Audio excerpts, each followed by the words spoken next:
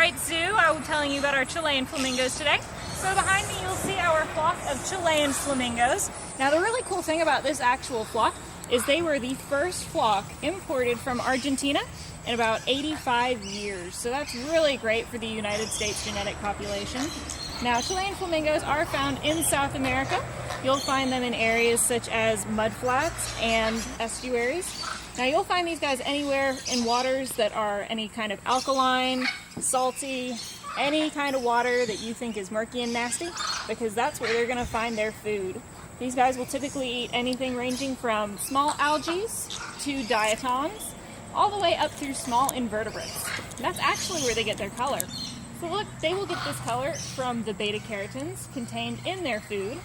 And if you see that upside down bill that they have, they'll actually kind of flip their heads upside down, and they can open and close that bill very quickly, about 5 to 6 times per second. And they have small hair-like structures inside their bills and on their tongues to help them pull those algae and diatoms and small invertebrates out of the water. They are very, very social birds, so you will find them in flocks anywhere ranging from maybe a few dozen to thousands of individuals. And unfortunately, if kept in a zoo setting and solitary, they will get depressed, which is why you'll never see a lone flamingo. They always have to have their buddies with them. Now, if you look at their feet, you'll see they do have webbed feet. This is to help them move through that nice, soggy, what we would think of as gross footing. You see these nice little muddy nests over here? That is actually how flamingos nest in the wild.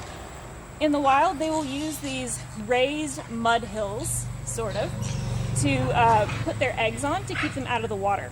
So in the wild, their entire habitat would be covered in water except for these muddy hills, and they will incubate one egg for approximately 1 month, 27 to 30 days. And this is the only time that these birds will actually be territorial. For the most part, they're not territorial, but when they're nesting, they will defend that nest. So you'll typically find them about 4.9 feet apart in the wild, and that's just because they are going to defend that egg and that chick with everything they've got. They typically do not have any natural predators. However, they are often preyed upon by humans. Humans are their main predator. These guys can be found anywhere from sea level all the way up to about 4,000 feet. And they can survive temperatures of negative 22 degrees by actually going to a hot spring and using the heat from that hot spring to combat the outside air conditions. They are very, very good at being adaptable. These are some of the only birds that we could have here in northeast Tennessee from flamingos. They can actually stay out almost all year round. Now if you see them standing on one leg, that is actually their favorite way to stand. It's very, very comfortable for them, just like us sort of leaning up against a wall or cocking one foot back. They look a little awkward, they are. They cannot take off straight from the ground like many of the birds we have here in East Tennessee. They actually have to have a running start. So if you ever watch a flamingo fly, they'll take a few running steps and spread those wings and start flapping to take off. They can't take off straight from the ground.